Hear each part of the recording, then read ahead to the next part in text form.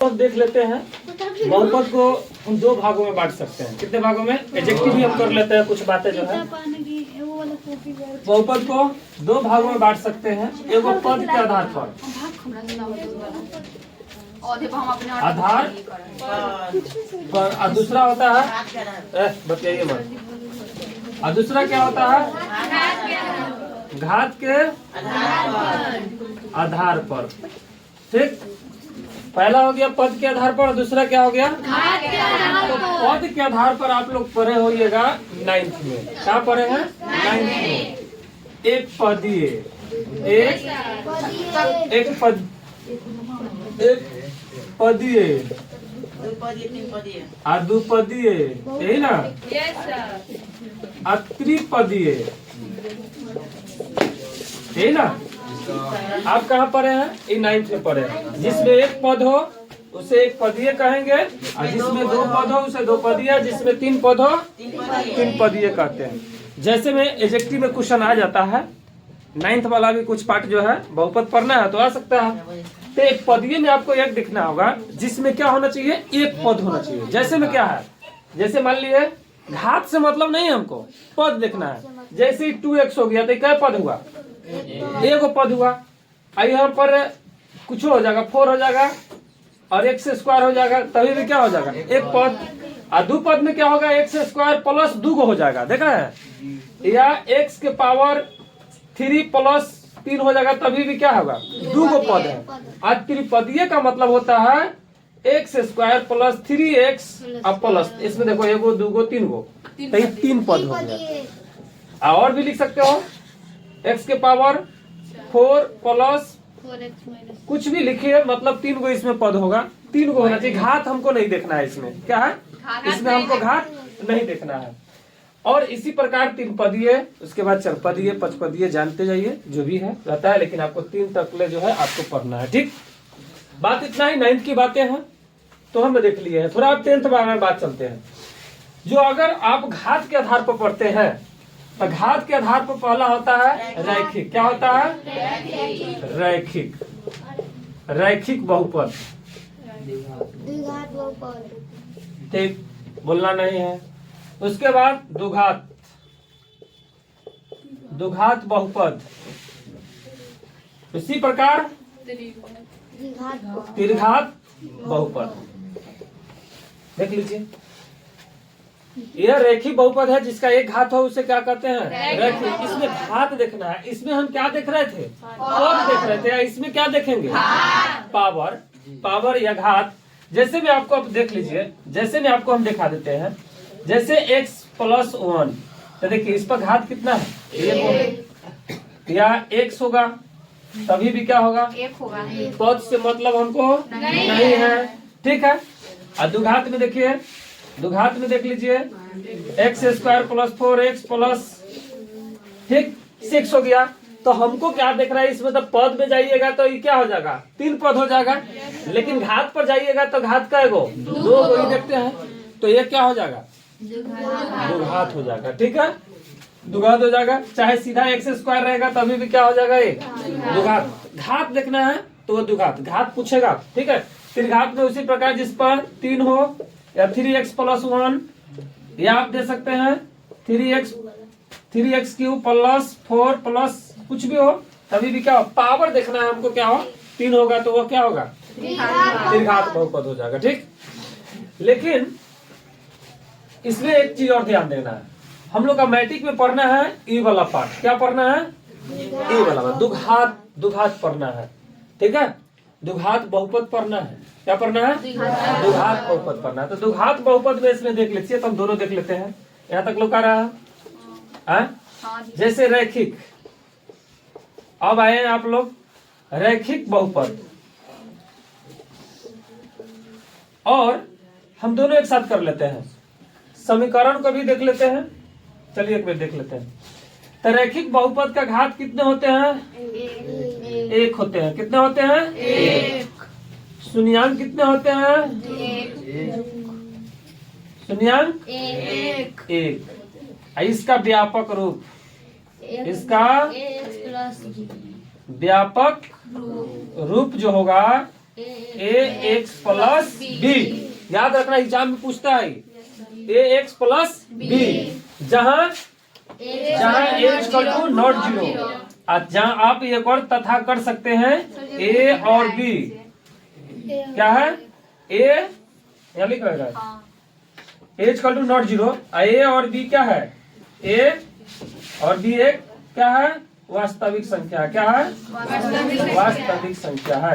ठीक, ये हो गया आपका क्या है, रैखिक की बात आ गया।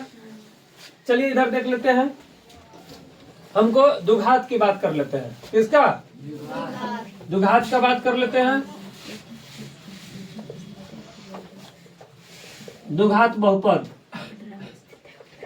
द्विघात बहुपद में इसमें भी घात कितने होते हैं, घात दो। एग्जाम में डायरेक्ट पूछेगा अगर द्विघात बहुपद का घात कितने होते हैं, दो। शून्यांक कितने होते हैं, शून्यांक दो। उसके बाद इसका एक और याद रखिएगा, व्यापक रूप बहुत पूछता है। ठीक है, व्यापक रूप, व्यापक रूप जो अगर पूछा जाएगा तो क्या होगा, A X square plus B X plus C हो गया। बहुपद में बराबर नहीं करते हैं। ठीक है, जहाँ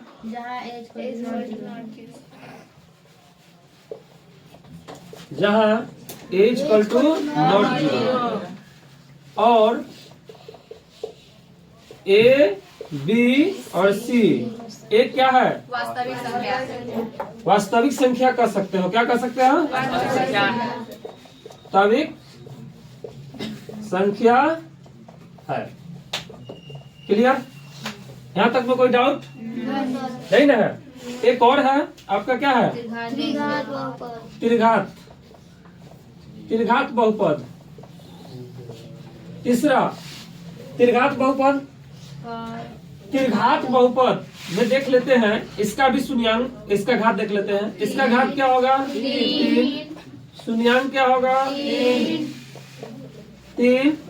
अब व्यापक रूप, व्यापक रूप देखिए, A X cube plus B X square plus C X plus D, क्या बोलते हैं दादा, हो गया।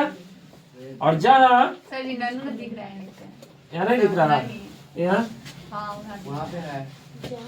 जहाँ आप जहाँ लिख सकते हैं A equal to not zero, A equal to not zero और ए बी सी, ए क्या है, वास्तविक संख्या। वास्तविक संख्या है। ठीक है, टाइप 1 के सवाल में द्विघात बहुपद, बहुपद x square plus 7x plus 10, क्या है, x square plus 7x plus 10 के शून्यांक निकाले। क्या है, शून्यांक निकाले। तो चलिए फर्स्ट इंटू लास्ट को गुना करेंगे। तो अगर मान लिया 1 है यहाँ और 10 से गुना करेंगे तो कितना होगा, 10। तो हमको गुणनखंड करने से पहले दो चीज ध्यान में होना चाहिए। एक क्या होता है, गुना करने पर हमको 10 होना चाहिए और जोड़ने या घटाने पर हमको कितना होना चाहिए, 7। तो बताइए 10 है, तो 10 को अगर हम 5 और 2 में तोड़ेंगे तो 5 दूना 10 हो जाएगा और जोड़ेंगे तो कितना हो जाएगा, 7। तो गुना करने पर हमको कितना होना चाहिए, 10 होना चाहिए, जोड़ने पर या घटाने पर, दोनों कंडीशन होना चाहिए। या घटाने नहीं, यहाँ पर जोड़ वाला ऑप्शन में है तो जोड़ में जगह है, या कभी कभी हम घटा के भी देखते हैं, लाना होगा। अगर हम कर सकते थे 10 से कम 10 भी कर सकते थे तो हमको क्या यहाँ पर लाना होता, तो 11 हो जाता। घटाएंगे तो कितना हो जाएगा, 9। तो 2 को ध्यान देना है। तो हमको गुना करने पर कितना होगा, गुना करने पर कितना हो गया, गुना करने पर 10 और जोड़ने पर कितना, 5 का 2 को जोड़ेंगे तो कितना हो जाएगा, 10 हो गया, सॉरी कितना हो जाएगा, 7 हो गया। तो फर्स्ट इंटू लास्ट को गुना कर लीजिए, इसको तोड़ लीजिए। एक्स स्क्वायर प्लस 5x और प्लस कितना 2x और प्लस 10 तोड़ दिए। ये दोनों में कॉमन ले लीजिए, तो x कॉमन ले लेंगे तो क्या हो जाएगा, x square sorry x plus 5। अब इसमें 2 कॉमन लेंगे तो क्या हो जाएगा, x प्लस 5। जब ये दोनों बराबर है क्या है? जब दोनों बराबर है तो इसका मतलब क्या है? गुणनखंड आपका सही है। जब दोनों बराबर है तब इसमें से कोनो एगो ले लीजिए, आई दोनों में से कोनो एक ले लेना है। तो x प्लस, अब इसका क्या निकालना है? शून्यांक निकालना है। जब शून्यांक निकालिएगा तो x प्लस 2 बराबर 0, तो x बराबर क्या होगा? -2। एगो x प्लस 5 बराबर 0, तो x बराबर कितना होगा? -5। तो शून्यांक हम कहे थे दो को पहले, ये जो द्विघात समीकरण का जो होता है, द्विघात बहुपद का जो है शून्यांकों की संख्या कितनी होती है? 2। तो शून्यांकों की संख्या कौन आ गया? यही 2 गो है। शून्यांक क्या हो जाएगा? -2 और -5। चलिए आपका सवाल सॉल्व हो गया। टाइप 2 बहुपद जो टाइप 2 चलते हैं। टाइप 2 में क्या है? अगर यही क्वेश्चन को आपको कहा जाएगा, इसका क्या निकालने के लिए? शून्यांकों का योग। क्या पूछा जाएगा? दूसरा क्वेश्चन कर ले। चलिए इसी में कहा जाएगा x² प्लस 7x प्लस 10। क्या x का कहेगा, एक में कहेगा निकालने के लिए शून्यांकों का योग। क्या पूछा जाएगा? शून्यांकों का योग। और दूसरा क्वेश्चन पूछ दिया जाएगा शून्यांकों का गुणनफल। शून्यांकों का गुणनफल। तो देखिए एक सूत्र होता है, शून्यांकों का योग बराबर होता है, शून्यांकों का योग कहते हैं अल्फा प्लस बीटा, इसको कहते हैं अल्फा इंटू बीटा। तो शून्यांकों का योग बराबर होता है -b/a, और शून्यांकों का गुणनफल बराबर क्या होता है? c/a। ठीक, तो शून्यांकों का योग -b/a और शून्यांकों का गुणनफल हो जाएगा c/a। अब यहाँ ध्यान देना है, इसको कहा जाएगा मूल्य शून्यांकों का योग निकाले और शून्यांकों का गुणनफल निकाले। टाइप 2 में पूछा जाएगा x² प्लस 7x प्लस 10 का शून्यांकों का योग और गुणनफल निकाले। तो गुणनफल निकालने की बात करेगा तो कैसे निकालेंगे? तो डायरेक्ट यहाँ देखिए a बराबर क्या हो जाएगा? इसको a मानिए 1, b बराबर क्या हो जाएगा? 7 और c बराबर क्या हो जाएगा? 10 हो गया। तो शून्यांकों का योग बराबर क्या होता है? Alpha plus beta. तो शून्यांकों का योग क्या होता है? Alpha plus beta. तो अल्फा कितना दिया हुआ है? इस सूत्र को देख लेंगे। तो -b/a। तो अब देखिए b कितना है? 7, माइनस लगा देंगे, और ये कितना है? 1, तो ये कितना हो गया? -7। शून्यांकों का योग कितना हो गया? आप पूछा जाएगा शून्यांकों का गुणनफल। क्या पूछा जाएगा? शून्यांकों का गुणनफल। तो c/a, तो क्या हो जाएगा? 10। तो c कितना है? 10। 1, तो शून्यांकों का कितना हो जाएगा? 10। यही सवाल है 2 नंबर में एडजेक्टिवों में पूछता है। एक वो पूछ देगा शून्यांकों का योग निकाले, शून्यांकों का गुणनफल निकाले। ठीक है, x² - 3 हो गया। तो इसको अगर हम व्यापक रूप में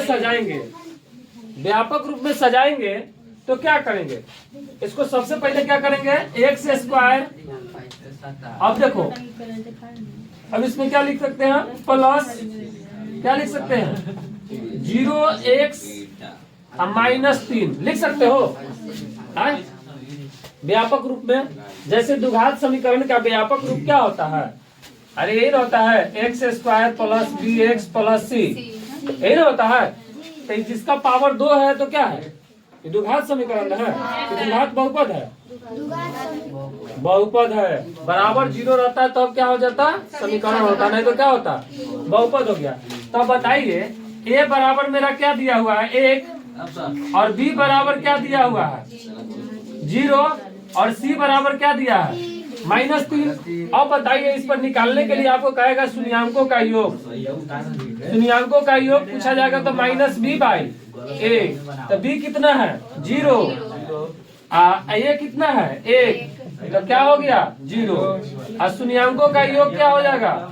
शून्यांकों का गुणनफल c/a। तो c कितना है? -3/a। तो क्या हो जाएगा? -3। तो क्या हो जाएगा? 0 और 3 हो जाएगा। क्या हो जाएगा? 0 और -3 हो जाएगा।